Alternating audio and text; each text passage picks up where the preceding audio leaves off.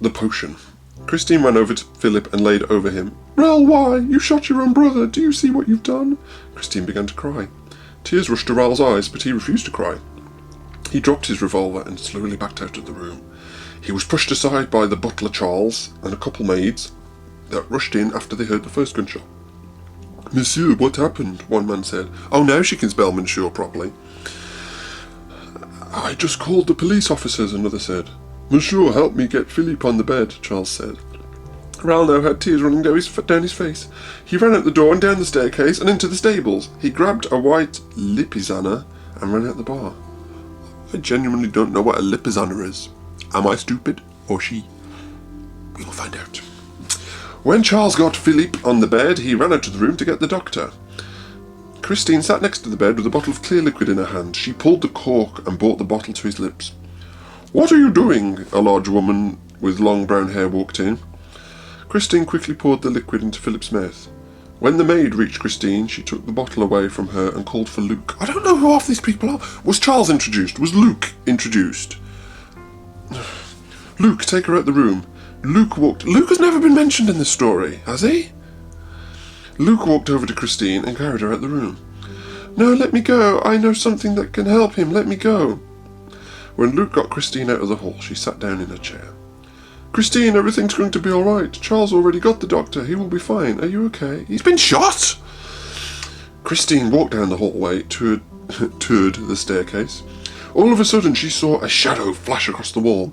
Christine dried her tears and walked down the hall toward the shadow. 2 with, the number 2. When she reached the staircase, she saw nothing. When she walked down the stairs, she grabbed her shawl and walked out the door. Charles! Charles quickly ran in. Monsieur Philippe, what's wrong? Philip tried to sit. I thought he'd been shot. Really badly shot. No, sir, don't move. Where's Christine? Monsieur, she's fine, but we had to escort her out. You need to rest now. When Christine opened the doors of the opera house, she saw that it was charred and burnt. Have we missed, 6 chapters? Oh, it's carrying on from the Jared Butler film, I guess, isn't it? She ran to box 5 and found the trap door. When she opened it, all she saw was darkness. When she began to walk down the spiral staircase, she started to wonder where Raoul ran off to. When she reached the middle of the stairs, she heard a familiar voice call to her. Christine. Eric, my angel, is that you, my dear angel? No, my love. I need my angel. I'm frightened. What? Christine began to walk down the stairs again, but this time she heard 2 sets of footsteps. She stopped and glanced behind her and saw a black figure. All she could see was one side of his face. It was white and flawless. Christine's eyes light up, and she ran up the stairs to the figure and hugged him. Eric, my angel Eric, oh, how I missed you. Eric and Christine passionately kissed. Meanwhile, Philip is bleeding to death. Eric swept her off her feet and carried her down to his lair. My dear Christine, why have you come back so soon? Did that fop let you go? Oh no, Eric. Christine sighed and embraced Eric in her arms while Philip is dying. Eric, Raoul shoot his brother. His brother Raoul, his brother Philippe. I need you to help me help him. Philip needs something to keep him wound from getting infected. Eric looked into Christine's chocolate brown eyes and couldn't say no. Christine. Eric put his hands on her shoulders and looked her in the eyes. I love you very much. I will try to help, but I don't think that I will finish in time. But I will try. Oh, Eric, thank you so much. Eric pulled away from Christine's warm hug and said, Christine, I need to work on the potion so I can finish it in time.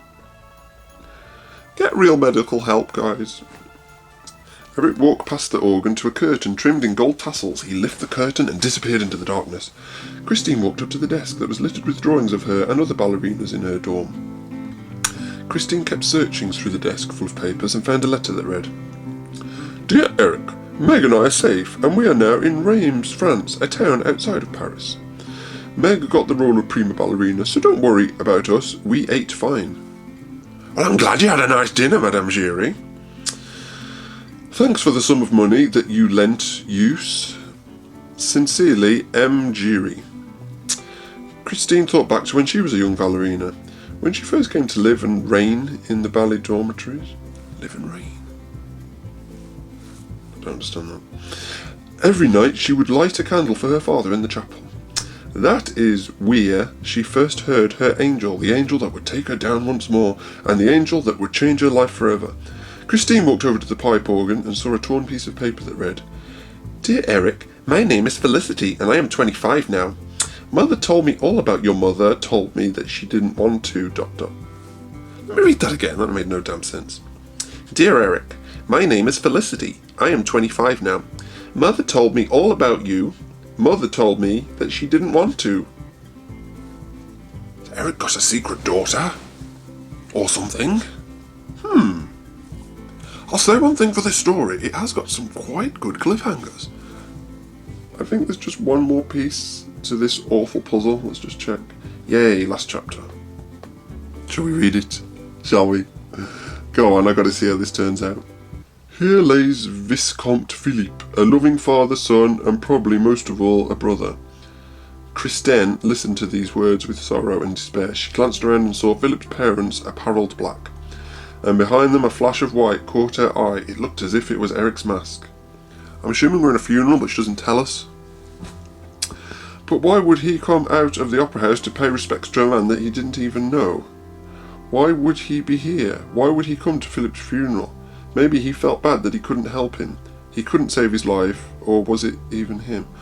Maybe if they hadn't spent so much time fannying around in the sewers, having embraces and looking into each other's chocolate eyes, maybe they could have got the potion. Or maybe Christine could have gone and got real medical help from a real doctor instead of running all the way to the Opera Garnier and going all the way down to the sewers.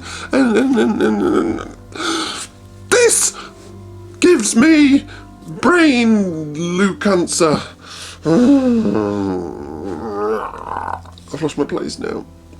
These questions raced through her mind. Christine stood up and made her into the back of the crowd of black. Crowed. When Christine made it through the crowd, she bumped into a girl about 25 with black hair and blue eyes. Christine stopped to apologise. "Oh, madame, I'm so sorry." Christine thought she recognised the girl and stared at her for the longest time. "Excuse me, madame, may I help you with something?" Christine answered, "Yes, what is your name, miss?" "My name?" the girl asked. "Yes, your name. What is your name?" "My name is Felicity." "Oh, and may I ask how you know Philip?"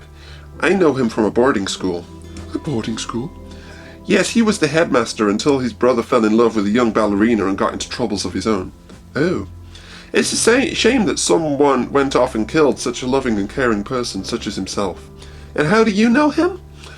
Christine knew that she couldn't tell the truth, because she would find out the truth, so she said, "I knew his brother Raoul."